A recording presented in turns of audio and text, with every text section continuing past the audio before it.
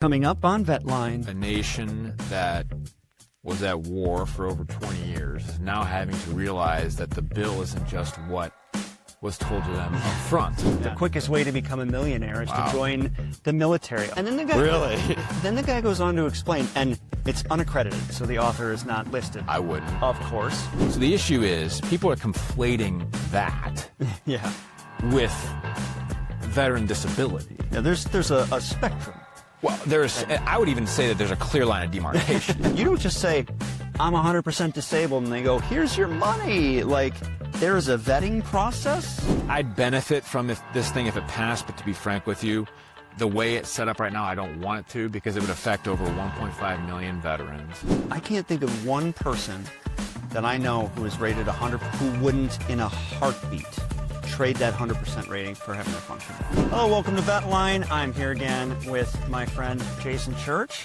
Recently, there's been a lot of talk online. I just saw this disgusting article from The Economist from 2024 resurfacing on LinkedIn lately. The absurdly generous VA disability packages. It was like the argument was the quickest way to become a millionaire is to join the military. And then the guy goes on to explain, and it's unaccredited, so the author is not listed. I wouldn't. Of course.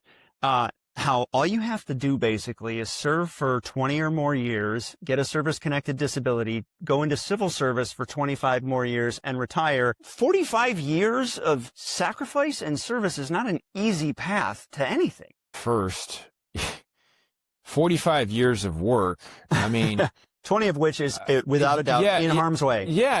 You're going to have to go wherever the government tells you to go. It's almost like a clickbait to just rage bait. Yeah. To just try and be provocative. Yeah, it's infuriating. The issue is when people take that and then don't investigate that article further. It's one thing to read a contrary piece. I mean, that's fine. I think in fact, in our society, we should have all viewpoints. And if it's resurfacing today, it's probably in connection with some of the stuff we're seeing on the Hill in terms of the VA and the TCAVA, which we can talk about too. But you and I both know that if you're in the service, oftentimes you're renting when you're young, or you're in the barracks. I mean, that's not money that you're banking. It's absurd. The thing that I was glad to see, the guy who had posted this article from 2024 saying the generous VA benefits are bankrupting America argument. I've never seen anyone get ratioed so hard on LinkedIn. I was the first comment. People weren't touching that, but I just said, like, this is a garbage take, buckle up. And I shared, and next thing you know, you had over 100 comments. And all of them were like, dude, I'm glad to see the rare occasion where our entire community pretty much bands together and speaks as one against the tomfoolery. But the part that was shocking to me was there were still a few veterans who spoke up in support of the idea that these benefits were absurdly generous and that these benefits were bankrupting America. And their argument was, I didn't need the benefits. I'm fine. I'm okay. My friend's dad got service rated for insert medical condition that they don't think is bad enough. And he bought a jet ski with the money or whatever. So clearly the whole system is broken. And I feel as if there's unfortunately way too much of that idea getting traction, which is why we're running into some friction from a policy standpoint. Is that outlandish? No, it's not outlandish. So we're running into an issue where a nation that was at war for over 20 years is now having to realize that the bill isn't just what was told to them up front. Yeah, it's not war's done. Yeah, you have to take care of the people that fought in it. Absolutely. When you come home. Otherwise, you're running into a serious issue of moral decay. Part of the problem is that there are always going to be some people who take advantage of things. It's a big machine. Yeah, it doesn't matter what part of life, society, your community. I mean, you can find something where somebody's going to try and take advantage of something. I mean, this is part of it.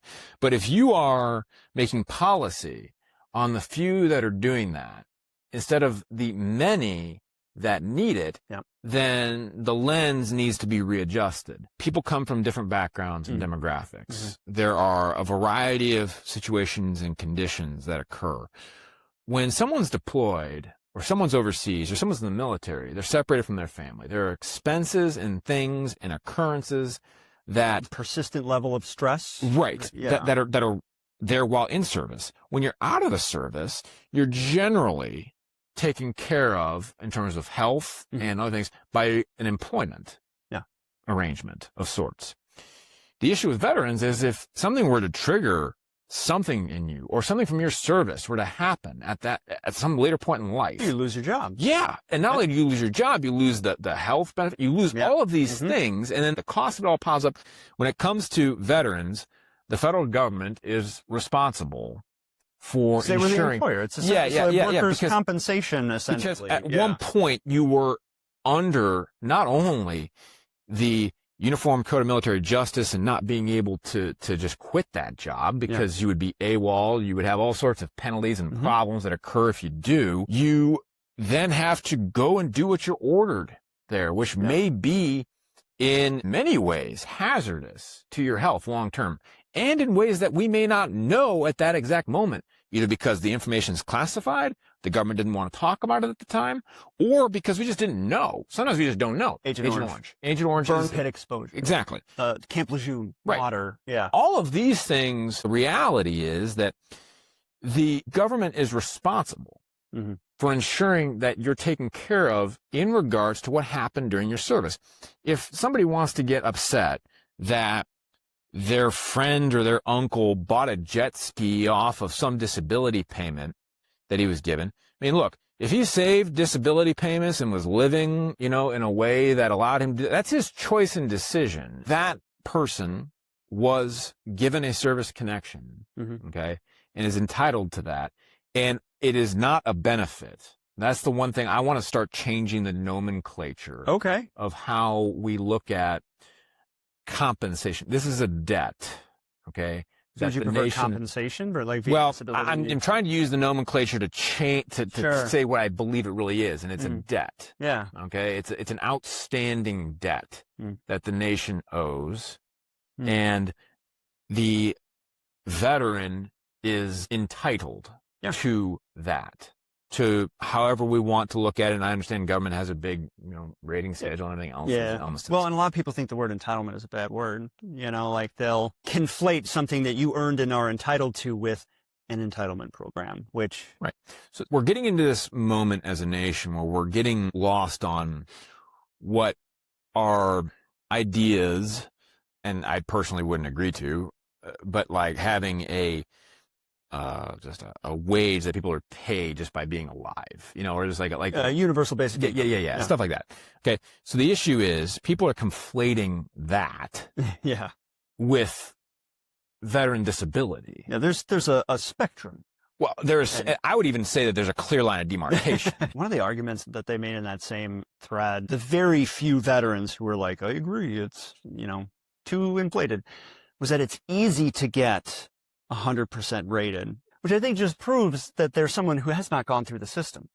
Because you have to be, you don't just say, I'm 100% disabled, and they go, here's your money. Like, there's a vetting process, a verification process, and the number of instances of fraud that are found annually are less than 100, like persecutable fraud are less than 100 annually out of tens, maybe hundreds of thousands of VA claims. Essentially, this is a rounding error, and they do a good job of weeding out the real from the fake, and there's not a lot of fake. For you to get 100% for post-traumatic stress disorder, I have a hard time leaving that. Taking a quick 20-second break in the action to talk to you about our incredible sponsors, TCAVA Law.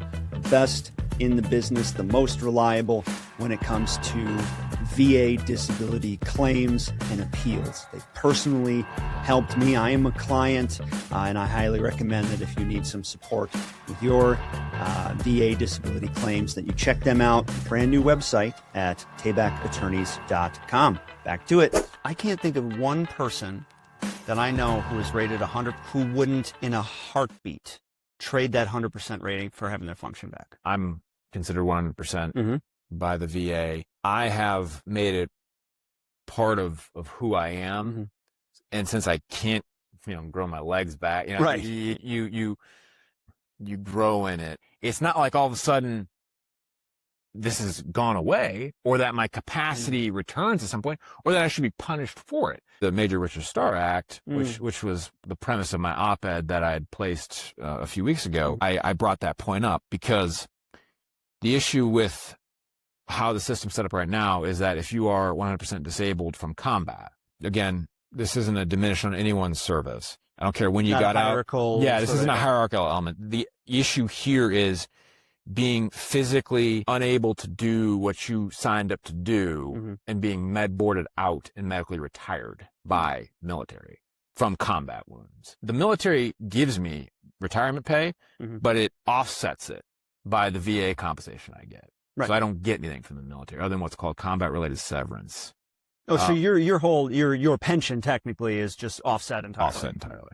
Correct. Okay. The act would eliminate that. The Major Richard Starr Act. As it was originally brought forth in the Congress. Because if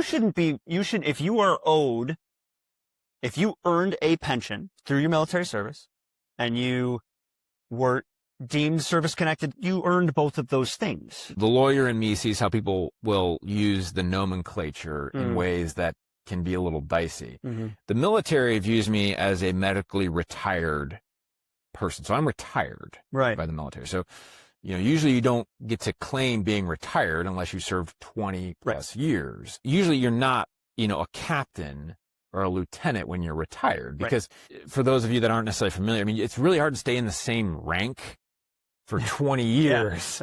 It's some enlisted folks used to use that as a badge of honor. You hit 20 years at E5 and, Right. Yeah. Well, I mean, impressive. Yeah. Well, it's not common, but the original act, which had 80 sponsors in the Senate, bipartisan, over 300 in the House, bipartisan, was, to eliminate that. And to eliminate the offset. Correct. So you could get all that you earned. Yes. So it affects about 54,000 veterans. Now, the issue with the TCAVA right now is they have basically tried to incorporate that act into the TCAVA, which is the Take Care of America's Veterans Act, which is currently, there was a proposal from the Senate. It's currently in the House, got passed rules.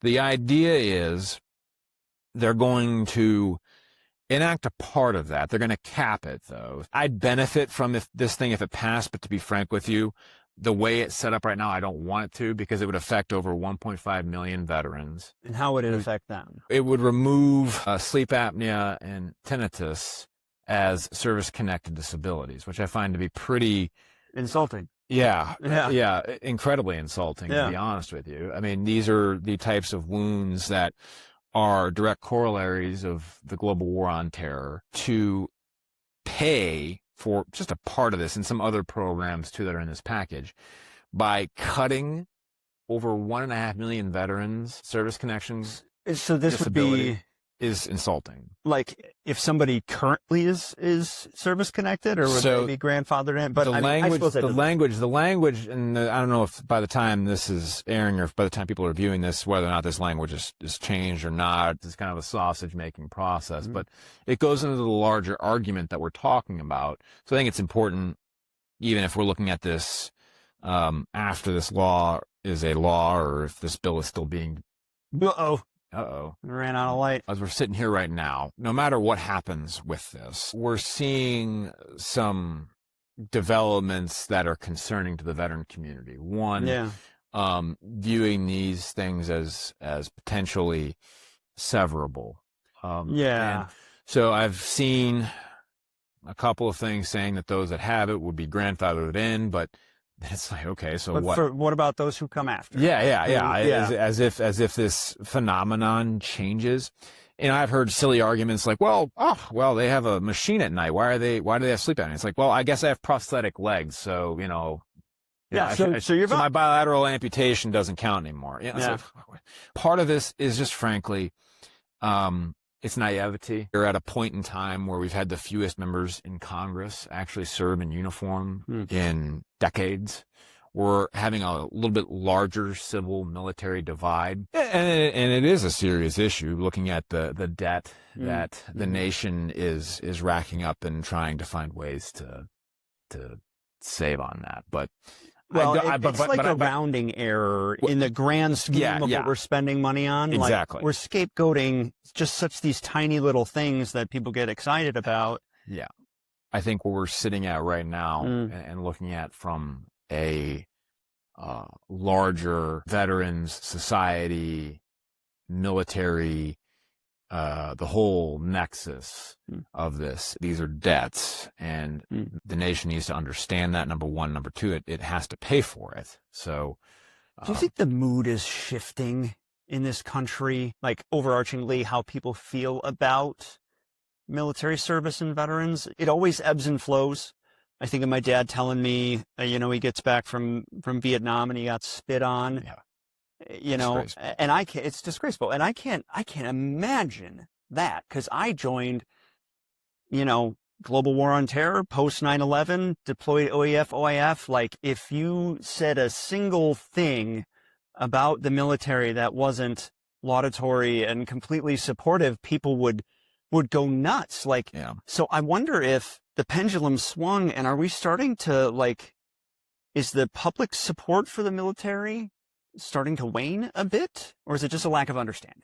I think those are two buckets. Okay. The military as a whole is still a respected institution by the American people. I think polls show that. One of the hardest fights our Vietnam veterans had when they came home, and obviously besides the one over there, was getting society to understand that it's not the service man or woman who is there to be blamed for the policy. It's the policy maker. Right. And they have been advocating hard since that time to change that perspective. And I think they've been successful at it.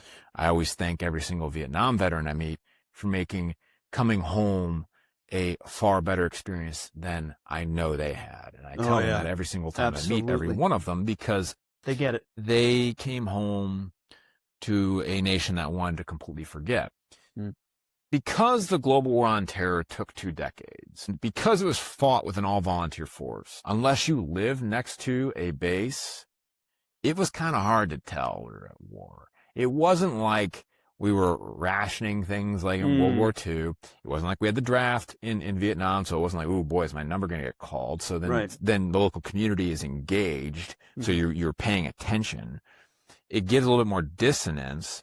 So the government is, in my mind, at the federal level, been able to operate under this idea that they're not necessarily responding to the veteran population, because it still is a single-digit percentile of society that serves, and we're spread out around the country. Where do we go from here?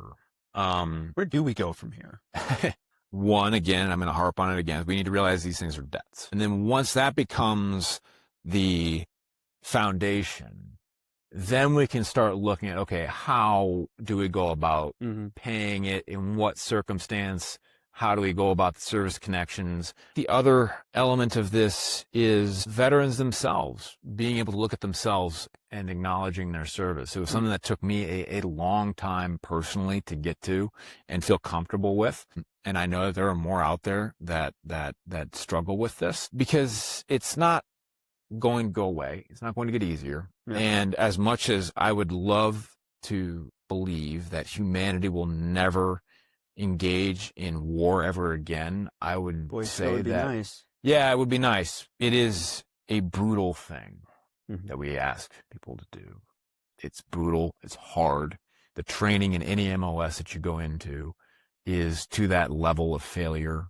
So in and of itself, it creates conditions that people who don't serve don't endure and don't understand. And thank God that they don't. The whole point is to not subject a vast majority of society to doing this. But those that have to, and those that do, and those that volunteer to do so, need to be recognized for it. It is a death, not a benefit. Jason Church, appreciate you chatting with me today. We'll talk to him again sometime soon, but thanks for coming out.